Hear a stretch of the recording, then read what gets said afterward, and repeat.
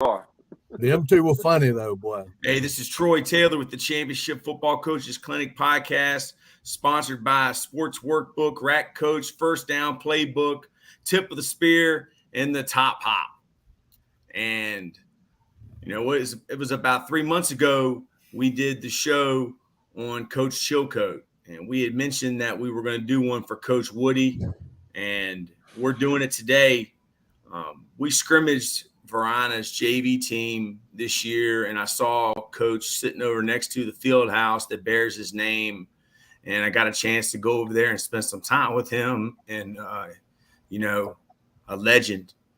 And I just don't think people realize enough when you have an old coach that you need to spend time with them and learn from them, because they're smart and they know stuff and they know how to coach.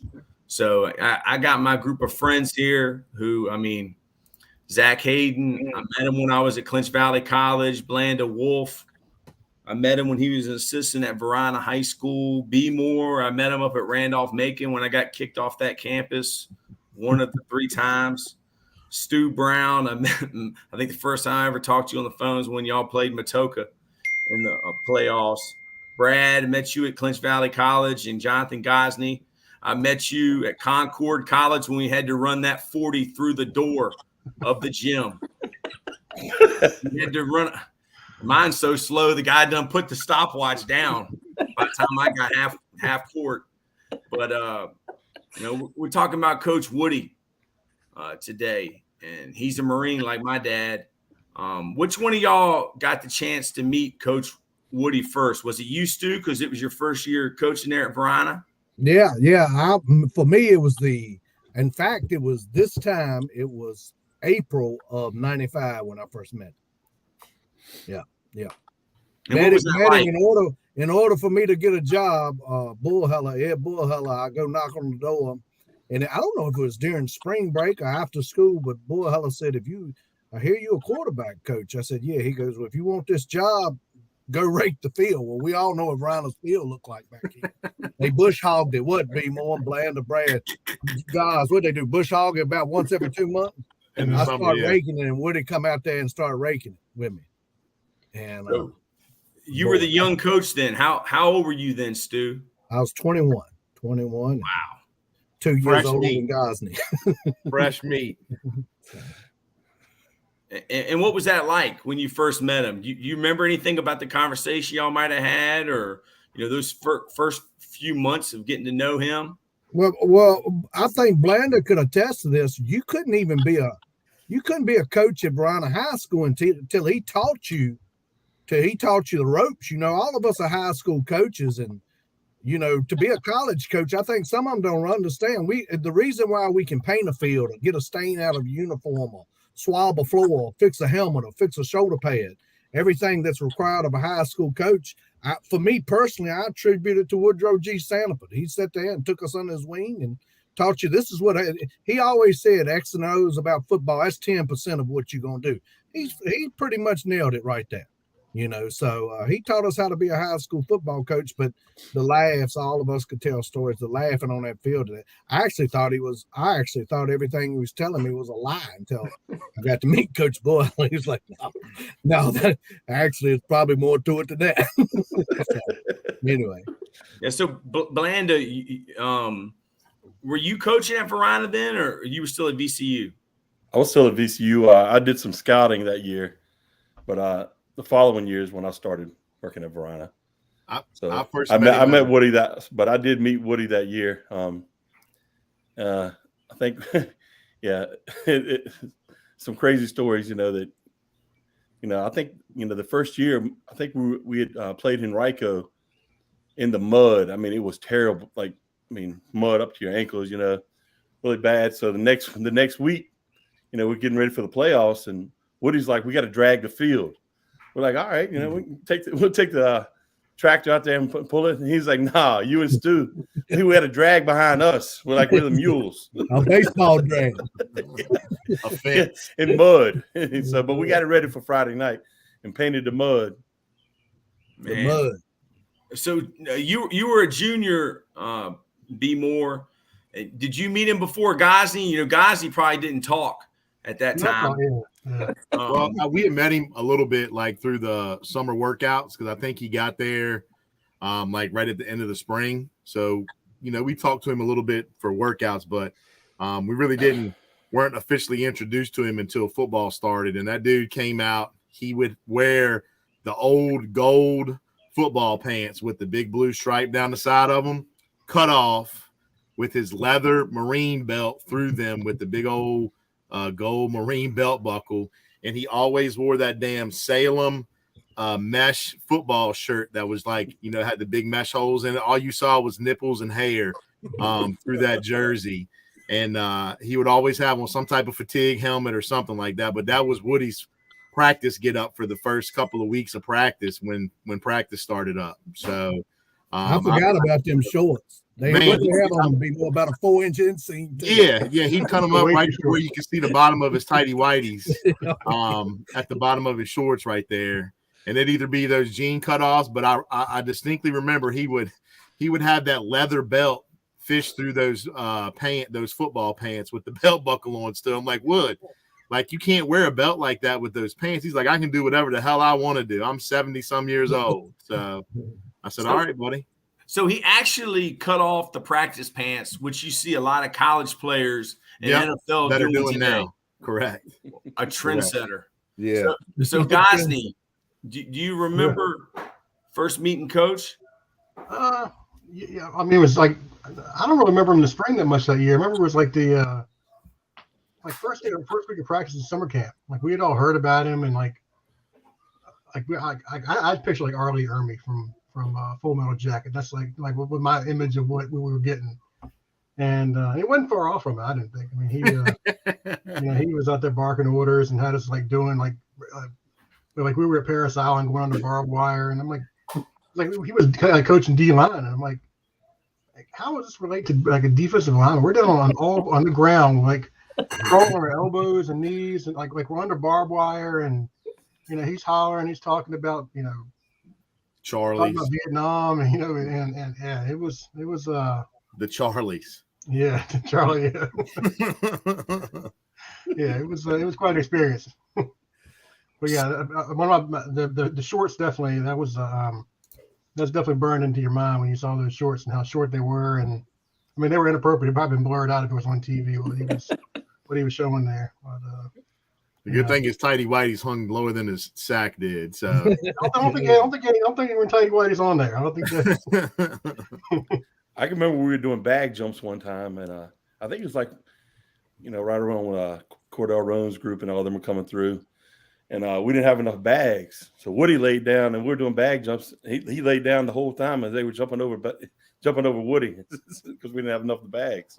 Wow, but, that's dedication, dude. I mean, so Zach, you were probably 25, 26 when you moved 27 to Richmond from Roanoke, and Coach Woody had already been around Varina for 10 years or back around Varina for about 10 years or so at that time. What do you remember about first meeting Coach Woody? I don't remember the first time I met him, but I remember how hard he worked.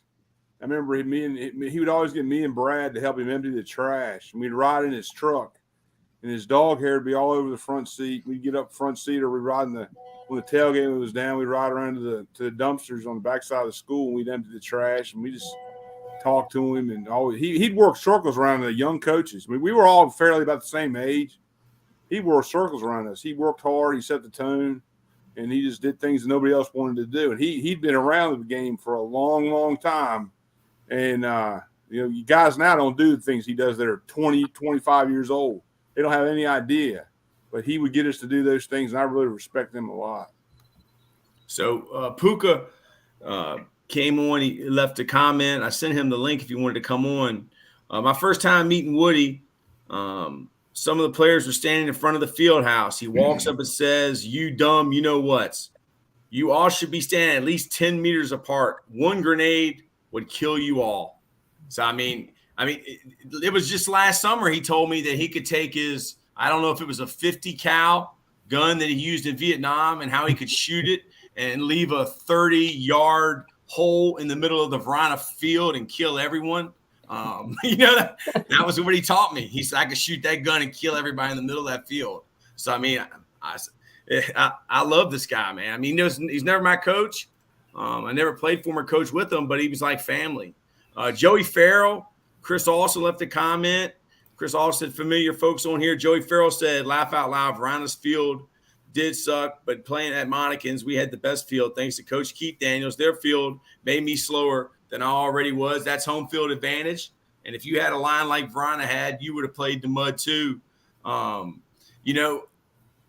Blanda, coaching at the University of Virginia and coaching at University of Richmond.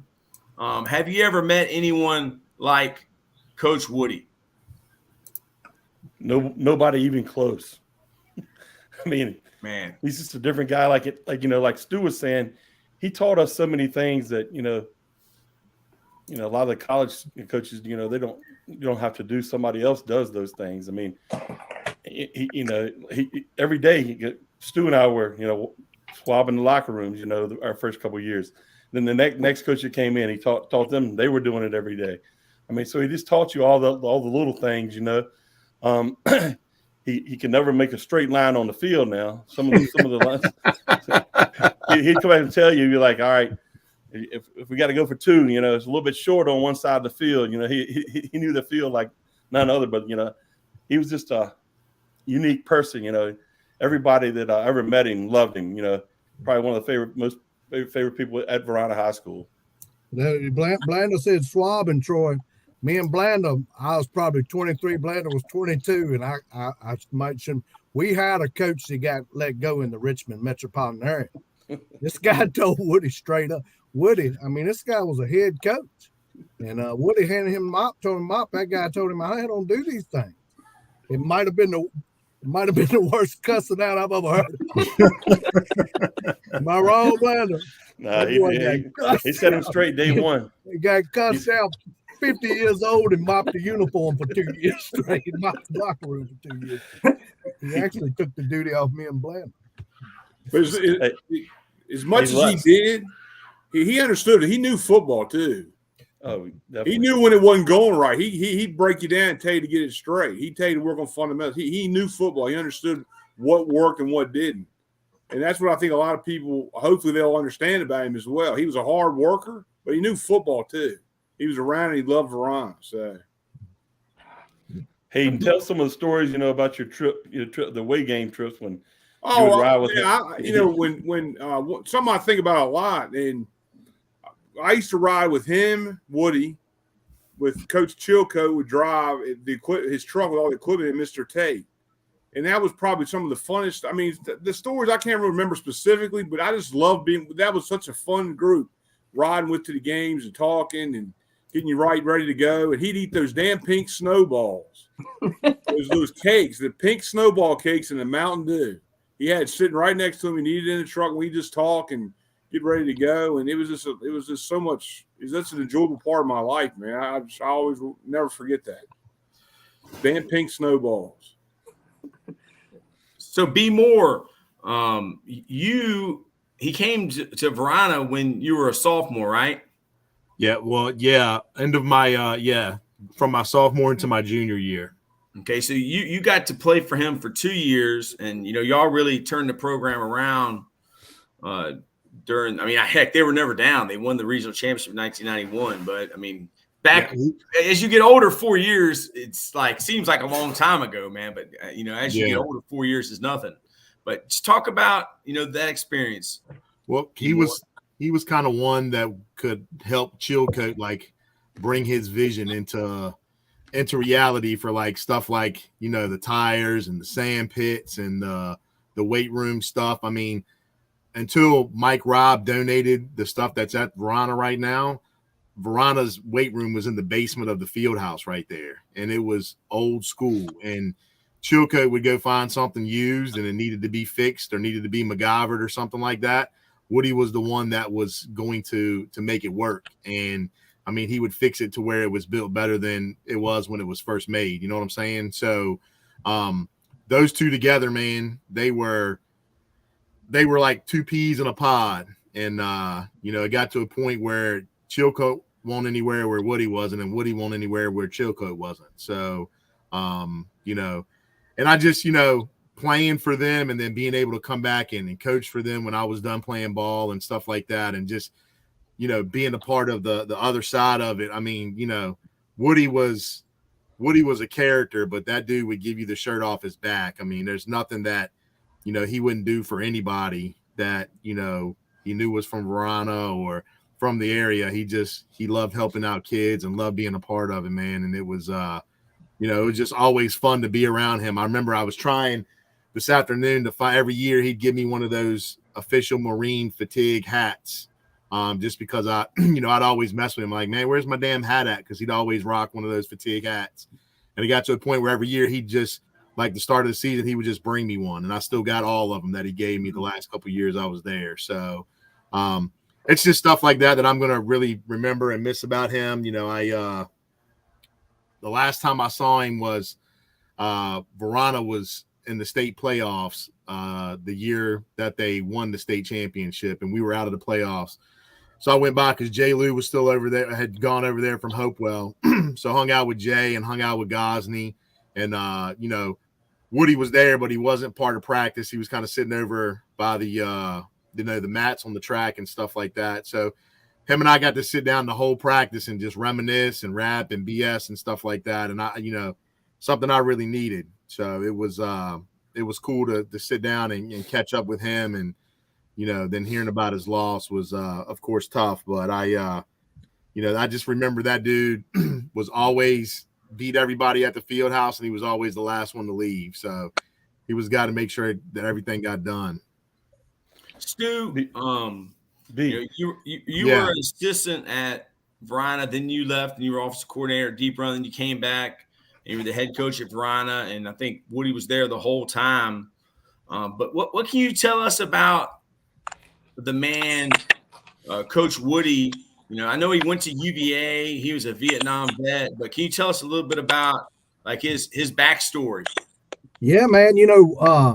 What people don't understand about Woody from an educational standpoint, this guy was less than 3 semesters away from getting his PhD in biology. The guy was educationally as a teacher, he was a genius. But Woody, unfortunately, his parents left him at a young age, and he was a foster child. So he'll let you know he's got so many brothers and sisters that he just grew up in foster care. He lived with 4 different families, and the first family I think was over in the Glen Island area, which eventually brought him to Varina. And he was a tremendous fullback, played for the great Elliot McGeorge. Coach McGeorge won a lot of football games at Varina, was the head coach for 17 years. Woody was a fullback for him. And anyway, Woody had a tremendous background, tremendous player, tremendous work ethic. And, he's one of them ones, and we all know this, it was no nonsense because of his background, being a foster kid, not really having a family, just a tough guy. Then went on in the Marine Corps. You don't get any much tougher than him, but he defines, man. He defines, we teach this. We all know that failures are the best lessons in life, and that's what Woody believed in. Woody always would find some good out of failure that you can teach from. And I think about that. But Brad, let me change the story real quick. Matorka, this is one of the first running things I had to do with Woody in '95. The Matorka comment about a field.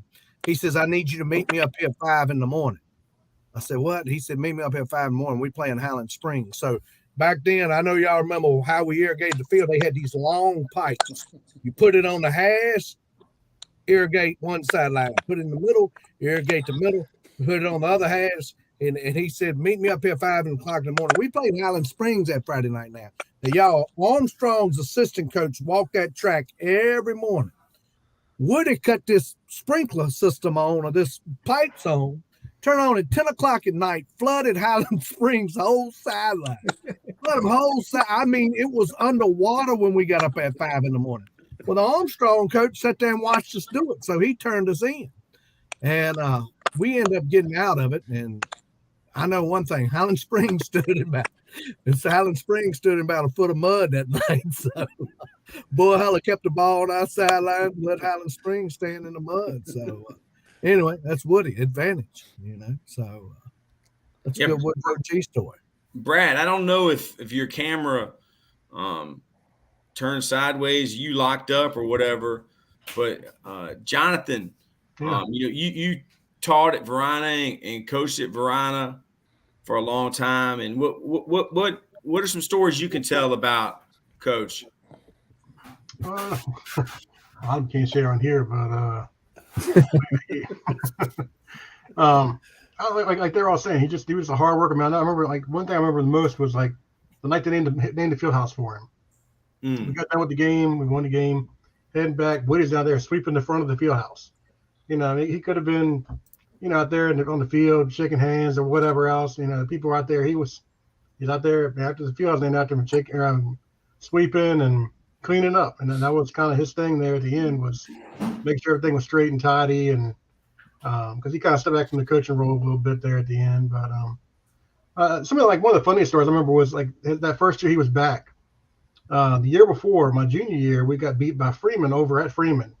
That's back when they had I can't remember the guy's name. The quarterback played it. Colin Ducharme, Colin Ducharme had a big quarterback, and we played screen and draw the whole game on defense. We would not rush the quarterback, and they picked us apart, threw for 450 yards, something crazy. And so next year, we were all about to get back. And so Woody told some of the guys that all the skill guys were kind of towards the front of the field house back then, and all the linemen were kind of back towards the back. And Woody said, at some point, I didn't hear it, but he told the skill guys early in the week, he said, if we win this game, I'm gonna rap on Friday night. And so I didn't hear about it. So then all of a sudden, Woody comes out of the shower stark naked. I was on a bench with a towel wrapped around him, and busts out some freestyle rap. I don't know, I can't remember the lyrics to it, but it was classic. That's one of the things I remember about him from those early years. I think we were there that first year back. But, Jeff Smith said, "True legend. Had a lot of great coaches in my life. Coach Woody was definitely one of them. Rest easy, Coach. Much love. Doesn't rain on this island." Brad, were you on the team that Woody painted himself and waited for y'all on the field? And what all happened with that? I feel like that happened numerous times. I remember it happening. I never played for Woody. I coached with him, and I'm going to echo. Who knows the story about when he wrote on his chest? I know that one. So, okay, Landon, go ahead. This is a good one here. I think we were playing Atlee in the regional finals, and we had lost to him early in the year. I think it was, Brad's brother Adam and them senior year. It was a pretty cold week, and after school, we're like, where is Woody at? He was nowhere around. We saw his truck out there. We couldn't find him. So, we go out to practice. We're practicing on the lower field. And all of a sudden, here comes somebody out of the woods, ripping his shirt off and everything. And it said RAW, R-A-W on it. It's supposed to say war, but he painted it in the mirror and painted it backwards. But he had full camouflaged up, other than when he ripped his shirt off. Yeah. And so another thing, that B-More brought up about, him, all the, things that he built and everything, all those sleds, we didn't have the money to buy those sleds back in the day to pull them in the sand. Woody built all those. And the other day, Alan Michael Cash, he sent me a picture. He's got the sleds now. He had the guys, some of the guys now working them out over at Varina. He said, now we got to get the sand back.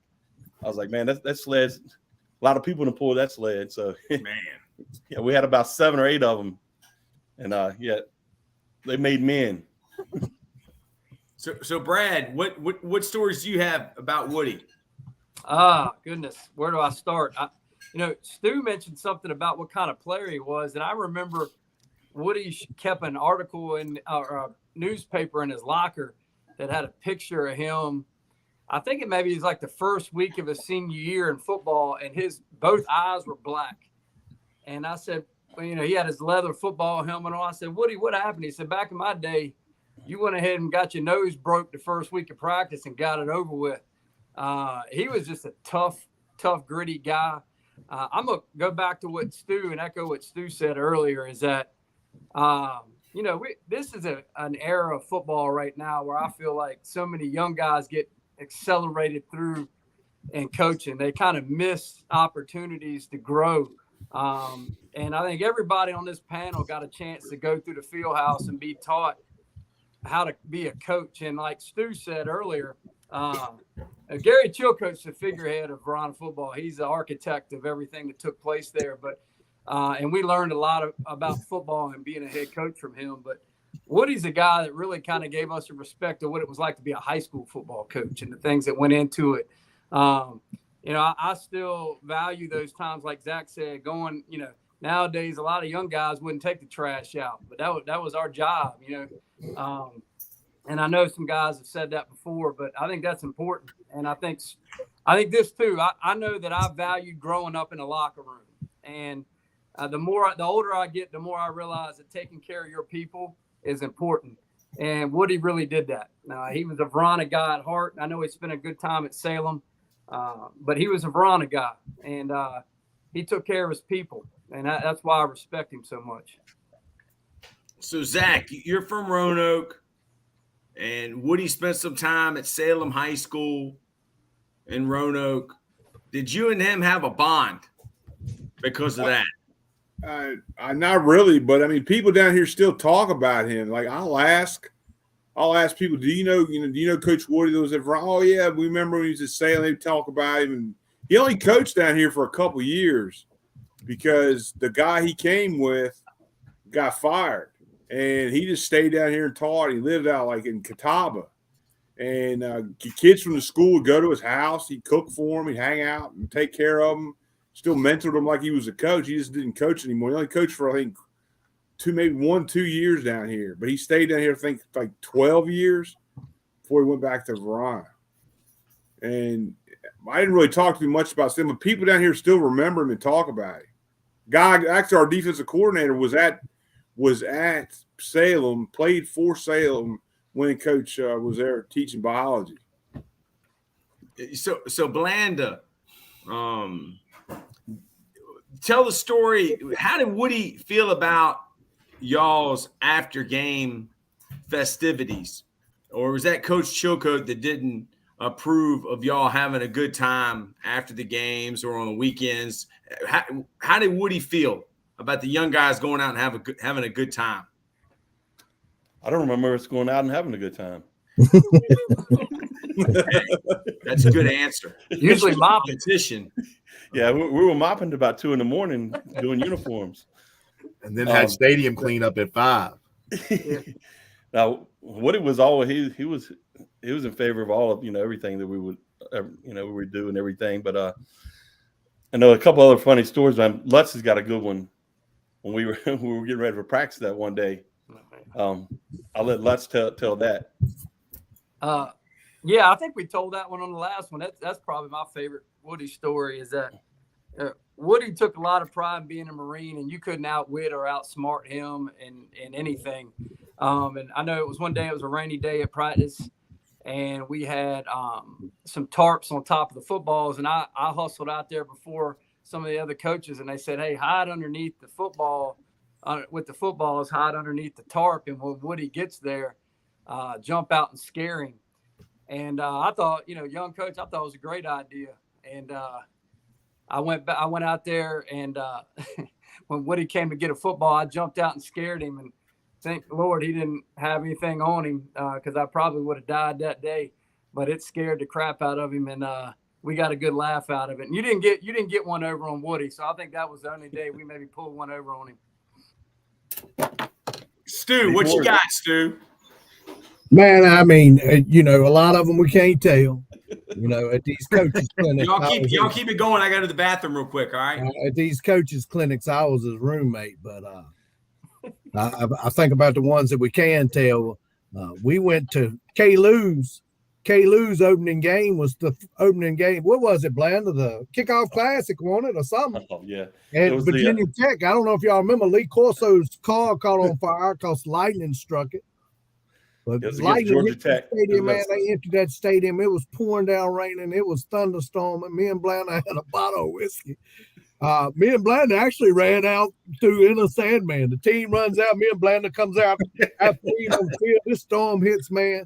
Me and Blander thought we were gonna die, so me and him got this bottle of whiskey, and we jump into a porta john and just sit there drinking whiskey.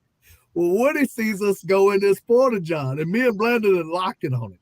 Well, y'all, it was thunderstorming. Lee Corso's car's on fire. Woody's shaking me and Blander. Me and Blander just know we're going to go over in this porta john. So it quits raining. We get back to the van. Man, I thought he was going to kill us, man.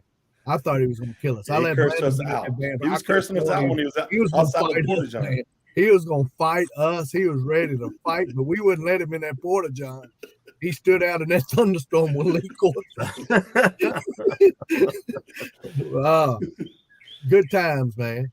Good time. We got home at 5 o'clock in the morning. Me and Blander slept on the dummies in the locker room. It was first day of back to school week for teachers, wanted Blander. Yeah. Yeah. Slept in the field house. We were hurting. I know one thing. I ate about 30 bagels. Yeah. But Woody. I used to like sitting out on the stoop after the games, and him and Woody and Gammon and B. Moore gave them all a hard time getting them going, man. Talk about being in the Navy. Remember that, B? Yeah, he would. I remember in the spring, during like springtime, we'd be down there lifting weights and stuff like that, and he'd be out there fussing about the soccer team on the football field, messing up the football field. I can't say what he called them, but it was hilarious. Yeah. He always all Gammon would do was speak to him. Hey, good afternoon, Woody. What's up, Gammon? Go shave your legs. B. Moore started out a lot of that though with Gammon, and he'd get Gammon and Woody fired up. Rolling, Yeah, that wasn't hard. That wasn't a hard fire to ignite. You just get Gammon to say something about Woody and Woody to say something about Gammon, and it was on for about 2 hours. Neither one of them could let stuff go. Now, y'all correct me if I'm wrong, but didn't Woody try to enlist in the Marine Corps before he could? And they sent him home? I remember him telling me something about that, where he tried to enlist and they found out he was underage and they sent him back home. They probably did. Yeah, I remember Chilcote saying something about that at one time. Big guys, y'all remember Blander? Y'all remember before he got that truck, he had that conversion van with them velvet curtains. Yeah, we called it the boom boom room. He had that room van with them velvet curtains. I swear he was living in that thing, man. I swear he was living in that thing. That's where he have his dog Buddy Lee with him all the time. Yeah, that's another story. Buddy Lee, me and Chilcote couldn't get close to Buddy Lee. He actually bit Chilcote. Woody goes and buys a pack of Oscar Mayer bologna and feeds him for 2 days. Next thing, Buddy Lee lived with Woody for about 15 years after that. Yep. Because if y'all remember Woody, he had about 10 dogs and 10 cats. Well, remember that one time we went to pick him up over there? Met us in the driveway. He said he was yelling, cussing us out. Yeah. Well, those first couple years coaching back, he wasn't scared to go take a shower with nobody. So after practice, he'd always be in the shower while we were walking in the locker room, and he'd come out with his towel over top of his shoulder, walking through the locker room, just sack out and everything, and drip dry. He would always drip dry. I'm like, what are you doing? He's like, man, you just gotta let it air dry, man. I'm like, well, you got a towel around. Why you even got the towel around your shoulder? And then he come up and sit and put his foot up on one of the bleachers in the locker room and just start talking to somebody. I mean, just standing in the locker room, butt naked with his towel around his shoulder. Oh, yeah. Feet up on the bench talking to somebody in the locker room. It was hilarious watching the kids run when all that was going on. It was too funny, man. Y'all remember before the field house got renovated, the coach's office had big table. Well, I reckon was our desk. We'd sit around and eat. Woody would drip dry. We'd be eating lunch. Y'all remember he put a can of soup on his dashboard and let it heat it up. But he said that put it on his manifold. Throw his feet up on the table and eat. Like Woody, man. While he's drip drying. Yeah. Speaking of a can of soup, remember when we went to yes. I let Brad tell the story. That's a good story, Wolf. Oh my gosh, that's a good story. Go ahead. Oh, is that you talking about when we were setting up for the Monument yes. Fundraiser? 10K? Yeah. So we used to do that big fundraiser where we go set up for the Monument Avenue 10K. We take the players and coaches down there and set those big fences up, temporary fences up on the road, and we'd break up into groups because it was so much area to cover. And Woody came back with his group and he was mad. And everybody's like, "What's wrong?" He's like, "These girls just gave me $10." I'm like, "Well, what are you upset about?" He's like, "They thought I was homeless." Because he was eating the chicken noodle soup right out of the can. Yeah. Oh goodness. He started us at the King's Dominion. I can't say, but our name tags.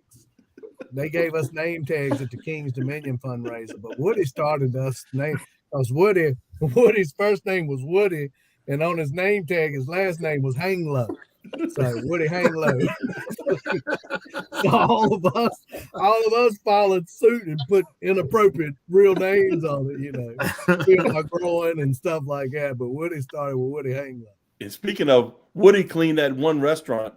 I mean, it probably still ain't been cleaned as good as him and Mr. Lewis. Him and Pucky Lou. They cleaned the heck shut out it of down. Yeah, Mr. Lewis shut the restaurant down up there. What was that, Aunt Sarah's? No, this is the hockey goalie restaurant. One of those restaurants, right? In King's Dominion, and they let everybody else off, and it was like our team working. Like our first day, Woody was bossing everybody around. Said, you do this and that. Yeah, had the whole restaurant cleaned up. I remember one story. It was my junior year, Jonathan's senior year. Because we played on Saturdays, we would do our pregame meal at Aunt Sarah's. Remember the chicken and waffles and chicken and pancakes? And Woody would come back to the field house, and you just hear him in there just screaming, oh. I'm like, what's going on, man? And he's just like, man, I'm giving birth to something back there, man. Y'all just bear with me for a minute. But I remember those 2 or 3 weeks during the playoffs, he would just – Aunt Sarah just would not agree with him, man. He'd come back to the field house and just tear it up, dude. I mean, you couldn't even walk in there for a couple hours after breakfast. Always talking about being lactose intolerant. Man, I wish we could tell Woody stories, though. That guy. Now, let me ask you guys, D and Stu, did he spray paint gung-ho on the turf after y'all got that? No. Oh, yeah.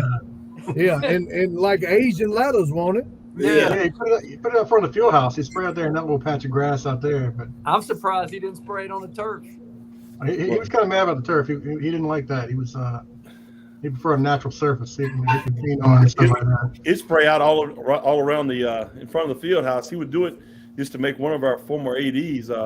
He'd just do it just to make him mad, I think. That's what I miss about it. I miss our AD walking, yelling, "Hey, good morning, Woody," and waving at Woody, and how Woody would wave back every morning. Our AD would be with the superintendent or somebody, somebody important. Woody just flick them all off and keep painting the field. And Woody, another thing, Woody quit every year. He'd get mad at. I don't know if he did the same thing with you, Stu, but he'd get mad at Chilcote about something. He'd be like, "All right, I've had enough of this shit. I'm done." He'd be like, "I've had enough of this shit. I'm done." He'd be gone for a couple of days and he'd come back. Y'all know. You think about something. Rocky beating. I know this is weird. Y'all were talking about them sleds, man. Rocky beat that Russian. He went to Russian to train with natural stuff. It's weird what made Varina football. The things that were built because we didn't have. Yeah. We didn't have. Our weights come built by somebody's hand that, won't necessarily aerodynamic. He built them harnesses on them dog chains too. Yeah. You think about what y'all were pulling them things with, man. Varina football during that age won't for everybody. People ask me about. I truly think Gary Chilcote changed the narrative of Varina football. Either you're gonna do it 12 years a month as hard as you can, or you're gonna get beat to death. I think Gary Chilcote, along with Woody, is the reason why it's a year-long sport, man. Yeah. Because they changed that, man. You're gonna show up if you think you're gonna show up in August with a football, no. You know, so I think they changed the narrative of what football is in the Central Region.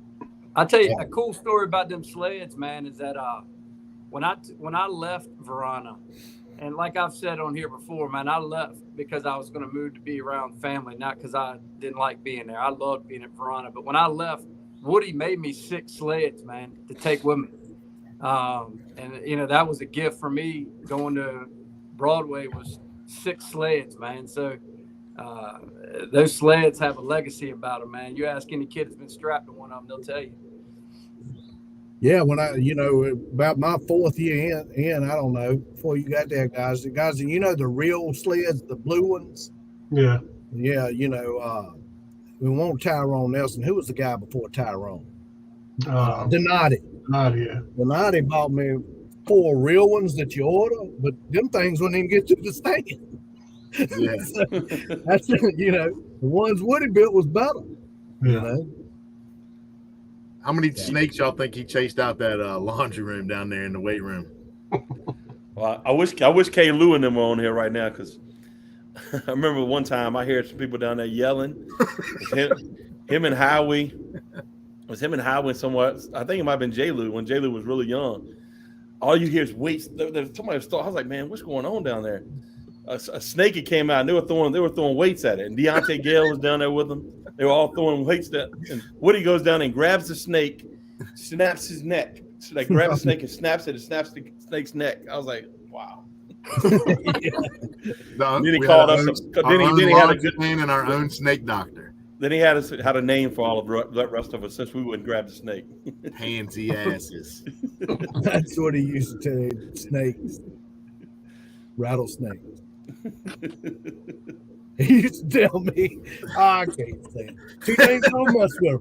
2 things I don't mess with, Brown. Rubbers and rattlesnakes. That was it. 2 things I don't mess with. Yeah, there's a lot of stories we could tell. I mean, wish we could tell. Maybe I shouldn't have said that. But God, he's gonna be missed, man. Yeah, definitely. So they named the field house after him and the press box after James? Yeah, the stadium and the field after James. Okay, I got you. And then the field house after Woody. Yep. Yeah, Jim Tim here, he's one of our biggest fans. He's from Rochester, New York. And Jim Tim, he likes to ask this question. So I'm going to start with Zach. Put you on the spot because you had the highest GPA of anybody on here. What was the greatest lesson you've ever learned that you used in your life? Like through football, the ability to work and not come up with excuses and to figure things out. I mean, basically, that's it. Football's taught me that. You can make excuses, you can make arrangements, and you work through adversity. That's the biggest life lesson I've learned. It's because I played football. I would never meet none of you guys. I wouldn't probably know any of you guys. I would have never met Coach Chilcote. I would have never met Coach Woody. And you would have never met your wife. Never would have met my wife. I mean, shit, I'd be living with my mom in the basement somewhere. But football is a great sport, and it's taught me so much in my life, and I've learned so many life lessons from it. Being around people like Coach Woody. The guy was, I mean, when we were with him, I don't know how old he was. He never seemed very old to me. I mean, maybe he was in his 70s, but he'd work circles around us. And the lessons you learn from people like that, you carry on through. I still take the trash out where I work. There's guys, young guys won't do crap. I was like, do something. You've not arrived. You know, a guy like Woody was here working his tail off. A guy like Coach Chico was working his tail off. They were older guys. I mean, I learned a lot of life lessons from them, just how to work and not make excuses. Work through adversity. Don't have a weight room, have a basement. Build some weights. You can make excuses or you can get it done. And that's life. Blanda Wolf. Jim Tim wants to know what's your greatest lesson you've ever learned and how you've used it in your life. You know, attention to all the details, because like I said, he taught us how to do a lot of different things. Attention to the details and remember where you came from. Always treat people the same way. Always, Woody would all, he was just, that's what, how Woody was, he always treated most people the same way, I would say. Be more. What's the greatest lessons you've ever learned and that you've used in your life? Just work ethic, man. We guys that played in that program, that come from that program, or that grew up coaching that program, is just taking a blue collar work ethic to everything that we do. So I appreciate that to this day, and everything that I've done professionally and coaching wise and all that stuff, and stuff I try to instill in my kids even now. 20, 30 years later. So, Stu Brown, what's the greatest lesson you've ever learned and how you've used it in your life? I'll piggyback off what Zach B. Moore and Blanda said, man. No excuses. Don't point the finger and don't transfer blame. If you want to know where the problem lies, look at that man in the mirror. And I'm big on that. And I think about Woody. Zach has mentioned his work ethic a couple times, but he's talked to me about his work ethic, and he talked to me about it from a coach's standpoint of view. He told me, don't think for 1 minute the players don't recognize that you out here working. And if you accept, that's how he goes, they gonna recognize it and they gonna appreciate it and they gonna give it back to you. And y'all, we've all went our separate ways. We've all coached somewhere else, but I know me and Blanda's playing experience wasn't nothing like our Varina coaching experience. Our rule of thumb was they gonna show up on Friday nights.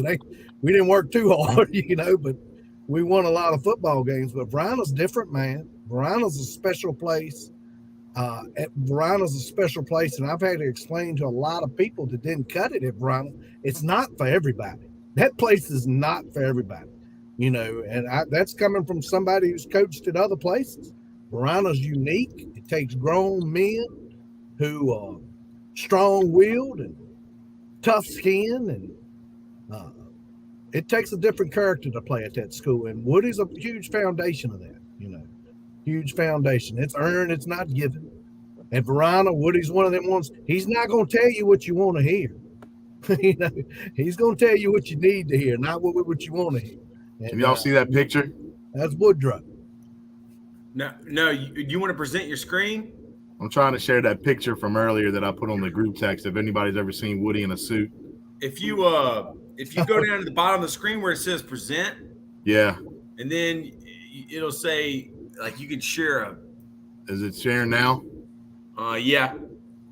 And then he's got that corduroy suit. Somehow I'm gonna get that. It would be great to have that corduroy suit with patches on the elbows and knees. You still used to have one of those. Oh yeah, I took my second, third, and fourth grade picture. And your prom. Well, you got most all of us in the suit there, including. Yeah, you gotta hit down at the present. Yeah. Then after you press present, it'll say share screen. Yeah, I did that. And then I guess you pick the window that you want to share. That's cool. Y'all keep talking. I got it. Gosney, what is your greatest life lesson that you used in your life? Yeah, same thing. Woody was always the first one in, last one out. I tried to do the same thing today. In school, I tried to be the first one. When I was teaching, tried to be the first one there, stay to the end, and even when I changed jobs, I'm kind of the same way there too. And so much of the world today, and people do enough to get by, and that's it.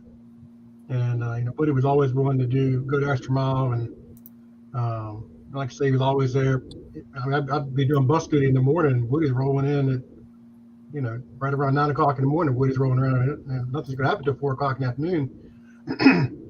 But he'd be there at 9 o'clock in the morning. I don't know if he stayed all day or if he left and came back or what he did, but he'd be there, came down in the afternoon for practice or whatever. He was always there, first one there.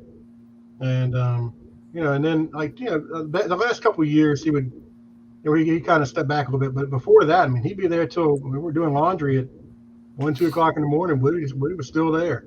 I've been there since 9 o'clock that morning. He was still there doing stuff, and he's 80 years old or whatever. But yeah, that's that work ethic, and it's kind of carried me through. And something I really took from him was that dedication and dedication to the community. And I don't think Woody would want to coach anywhere else other than Varina. And I was kind of the same way. I wouldn't want to be anywhere else other than Varina if I had to coach somewhere else. But yeah, just that love of community and work ethic, and and it's unmatched the way he was with all that. Brad, what do you take from Woody, your greatest life lesson that you use in your life? Well, I think the thing that I appreciate with Woody is that he treated every kid in the program the same. And, there were a lot of I think he froze up. I don't know what's going on with Brad's computer today, man. I don't know if bandwidth got him. If it's his phone or you good, Brad? If he's using his iPhone, he probably needs to do what you did, Stu. So we've been on here for 50 minutes, y'all. So they still got dial up in Vinny. No doubt, man. Come on, William Bird. Got a story about Woody's Raiders. Woody's Raiders. Yeah, man, the greatest thing, it should have never ended. Woody's Raiders is the athletes on the team that, that's not said enough. That's how you build a team, man, that your maybe your least talented player is treated the same as your most talented player. And Woody come up with a scout team and named them Woody's Raiders. And when they got in, they dominated that. I mean, he wouldn't call the offense because I don't even know if they had an offense, but on defense, Bland, I tell you, he called them the Afghan 11. That's the one, Afghan 11. He would blitz all 11 of them. The thing about it, Brandon, what's the stats on the Woody Raiders? Jay, they didn't give up a yard, dude. I mean, he would blitz all 11 of them. He yelled, Afghan 11, all of them. All receivers are wide open. The quarterback couldn't get the snap. Makes you wonder why don't people do that all the time anyway? Just send all 11. How you gonna block them? He wouldn't even guard the receivers. He said, "We're gonna get to the quarterback first." Wouldn't guard them. But you know what it was it gave the athletes on the team who took a whooping all week long to make the B. Moores and the Brad Lutzes and the Jonathan guys, and he's great. Those student athletes that didn't really get on the field, it gave them purpose, and they took pride. I mean, they had their own T-shirts. They had the whole undershirts to the point where everybody else wanted one, but you couldn't get one. I would pay to have a Woody Raider T-shirt. I mean, it should have said Woody Raiders on the They were always the backup. They were always the backup kickoff team too. When they would always come in the game, at some point in the game as well. Yep. They should have Woody Raiders on the front and G Squad on the back. That's what they were. A bunch of dogs. I mean, some dogs. But, the heck playing against them boys. Won't much form tackling about them. I know that. But just a bunch of missiles flying across the field. Well, Zach B. Moore and guys, and then Brad, y'all lineman, Troy, them boys didn't believe it. Them boys would hold. They didn't do a whole lot of blocking. Yeah, I remember one year when I was coaching JV. This was Thanksgiving Day, and I think we might have been playing the regional semifinals or finals that Friday. So all the Woody's Raiders, we were up on the game field. They were going full. It was like a full blow scrimmage. The day before the game, they were like, "No, we don't need to be down there. Can you take us up here?" I mean, they're going at it like straight up backyard football. It's a bunch of tough guys. Smitty in that group. Smitty. Yep. I think we lost Brad completely, man. Again, man. I went onto his phone and changed his settings. G Squad. So Puka says. So, I want each of y'all to think about maybe something we didn't talk about tonight that you would like, to let Woody's family know, or something y'all like to say that maybe hasn't been said about Woody. Zach, what would you like to say, about Woody before we sign off? I know when I coached in Mallard High School, where I went to school, and I had parents, but football was a big part of my life because what happened to my mom when she got sick. My parents were split up. Football was my identity. And remember, now that we've been on here discussing this, Coach Woody being a foster kid, and how much football probably was big healing part of his life, and why coaching at Varina was so important to him. I can relate to that being back at PH. I don't want to coach anywhere else. I never will again. I don't care what the opportunity is. I'm staying there till I retire. They kick me out, because I feel like that was a healing part of my life. And I think that's the same thing with Varina and Coach Woody. And I think that's important to understand about him. I think everybody knows that, but it's very important to understand about him. Blanda, what do you got on your mind? You know, he made everybody around him better. You know, he taught us a lot of life lessons, you know, and it's all about relationships. I mean, you're not going to find anybody that doesn't like Woodrow G. Sanderford. I mean, everybody like loves that guy. Be more. What's on your heart? Yeah, man, I just want his family to know that, he's leaving behind a legacy that'll probably never be touched, man. He, in two different communities too, not only here, but also in Salem, like Zach's been talking about as well. I always say, I was lucky enough to have a father in my life, but coaches like Gary Chilcote and coaches like Woody, man, are just, they gave you something else in life. You know what I mean? And with my kids growing up in a football locker room over the last 14 years, it just brings that home that much more. I was able to enjoy Woody as a player, but also as a coach too, and was still able to learn something from him every day. And I will cherish those moments for the rest of my life. Stu, what you thinking? Man, if I was to tell his parents, it's the things that go untold or go unseen. The amount of miles he fed out of his pocket, the amount of cleats that he provided for these young men who didn't have the opportunity. Just what he did for everybody. He was a disciplinarian, he was a Marine on the outside, but man, that man loved a lot of people and he provided for a lot of people. And this has changed the story. Y'all think about how much he painted the goalpost in the scoreboards. Varina wouldn't have nothing if it weren't for that guy making it look halfway decent. Mm-hmm. So he cared for a lot of people and he gave to a lot of people. So he went without while others went with, and never had to be asked. He just did. Yep.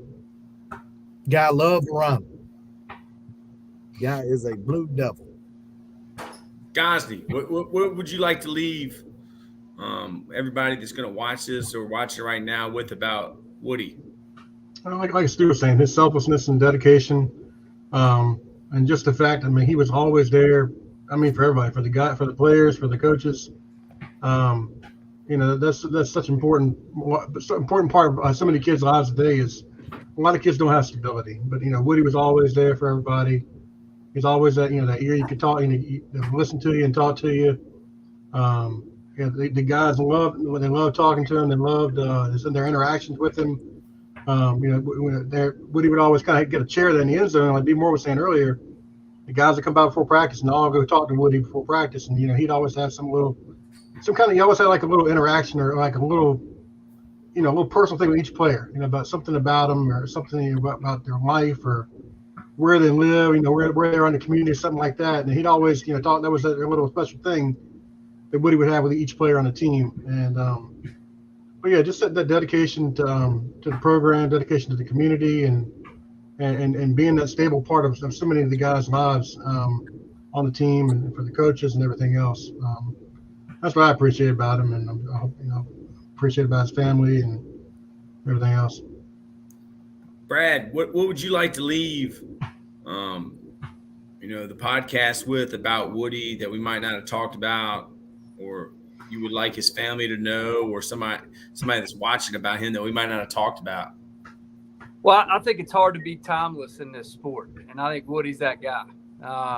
It's hard to cross over that many generations of youth and football and remain the same and remain true to yourself. And Woody defined that. And I know in our locker room we try to use the word unforgettable, and Woody is that guy that has been unforgettable, not only in Blue Devil football, but the Blue Devil community. And I think that's important to him.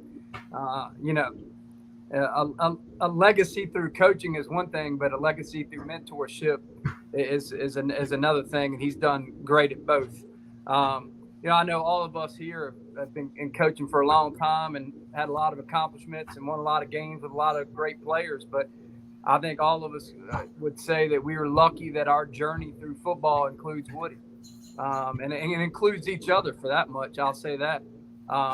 So just lucky that Woody's a part of our lives, a part of our legacy. I will always call kids that hang out in the training room sick bay commandos for the rest of my life and other things. But the work ethic that he taught me is second to none. And I'm just so thankful he's been a part of my life and will continue to be a part of my life, just like Coach Chilcote.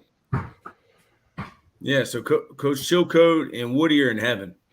There's no doubt about it, and they're proud of y'all, man. And, how do you show somebody you love them? Time and attention. And that's what Woody did. He spent his time. He gave Varina, his coaches, players, and everybody in that community his attention. And that's why he's a legend. That's why his name is on the field house. And, for a guy that's from Chesterfield, didn't even know who he was, he's just I'll tell you this story. Every kid that walked by him at that scrimmage, he would say to them, "Hey, come here." Walk over. Did you know that I was part black? And they would look at him. Oh yeah. And he would start to pull up his shorts, and on the inner part of his leg is like, a brown birthmark. And he says, "Look at that right there." Oh my gosh. Those kids would laugh. Man, he was the best. He was the best. So that's my last story. That's the last interaction I had with him. And that was the joke. He was, like you said, every single kid that went by him, dude, he messed with every single one of them. And it was the best. But anything else before we sign off, y'all? I'm glad we did this. Yeah, thanks for having us, Troy. We appreciate you. Yeah, Trey, Troy, good seeing y'all, man. Yeah, Zach, good Brad, seeing. B. Moore. Yeah. Guys, man, good seeing y'all, dude. Best of luck to you. Absolutely. Yeah. Love all y'all. Appreciate y'all, man. I do. Appreciate it. Tell Adam what up, Brad. I will, man.